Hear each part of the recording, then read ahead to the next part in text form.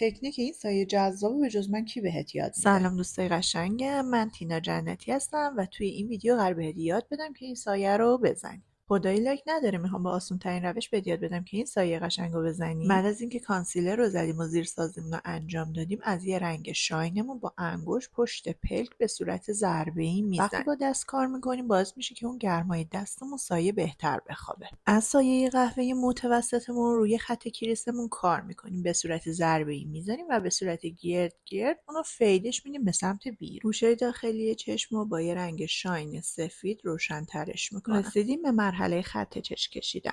بن مژه رو یه خط ظریف میکشیم و از وسط چشم به سمت بیرون یه مقدار ضخیم‌تر میکنیم خط چشم. حالا با سایه دودی مرز بین خط چشم و سایه رو از بین میبریم. یه رنگ قهوه‌ای تیره انتخاب میکنیم و باز مرز بین سایه دودی و سایه روشن رو فید میدیم. با قلم سرتخت و حجم خیلی کمی کانسیلر زیر سایه رو خط میندازیم تا یه دست بشه. زیر چشممون از رنگ دودی استفاده میکنیم و تا وسط چشم اون رنگ دودی رو و حالا از رنگ قهوه‌ای سوختمون زیر پلک استفاده میکنیم و اونو فیدش میدیم. من مژه مدلم گذاشتم. امیدوارم که آموزش این سایه براتون مفید و کاربردی باشه.